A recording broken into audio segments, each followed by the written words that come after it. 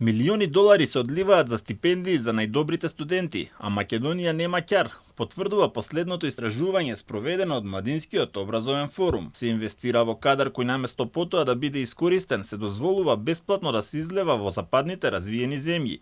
Заради високото ниво на корупција на секое поле, бирократизацијата и партиските предуслови за напредок, студентите не сакаат да останат во Македонија.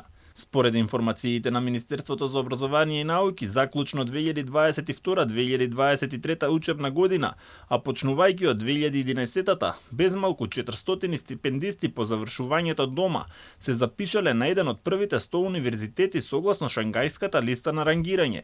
За периодот од 2010 до 2013 година од МОН не се доставени информации за доделени стипендии на додипломските студии. Поголемиот број на студентите кои имаат заминато во странство се вратени, не се контактирани од страна на Министерството за образование и наука и институциите, а тие кои се контактирани им се понудени многу непристојни понуди за работа. Министерството за образование нема евиденција што со оние студенти кои решиле да се запишат и завршиле на едни од првите 100 универзитети согласно Шангајската листа и ги немаат ажурирано податоците за вработување, како и местото на кое се ангажирани студентите.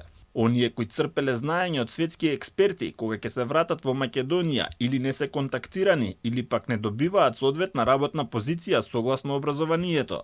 Државата нема информации точни каде се тие студенти, не им понудува вработување соодветно и тие студенти си остануваат приватно да си бараат работа. Немаме податок, односно побаравме, ама не добивме од МОН врз основа на што и како државата одлучува на годишно ниво кои се тие области за кои што имаме дефицит годинава и сакаме да ги стипендираме. Големиот дел од нив единствено доставиле понуда, потврда дека завршиле некакво образование или диплома, но никој од нив, тоест многу мал број од нив добиле некаква понуда за работа која што не била соодветна, исто така не била во рамките на 6 месеци, затоа што законската обврска за нив која произлегува од договорот е во рок од 6 месеци да стојат на располагање, но понуди добивале или по една година или по две.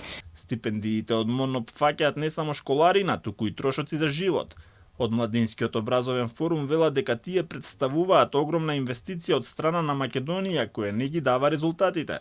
Истакнаа дека постои нетранспарентност при процесот на распределба на стипендиите, како и ниско ниво на промоција на програмите. Велат дека секое ниво на образование до сега било предмет на експериментирање и дека е потребна ревизија на начинот на кој моментално се имплементира доделувањето на стипендиите. Од МОВ велат дека во Македонија веќе повеќе од една деценија се случува одлив на мозоци, образовен екзодус и бела чума. Младите си заминуваат, а најголем дел од нив одат во Америка, Велика Британија и Холандија.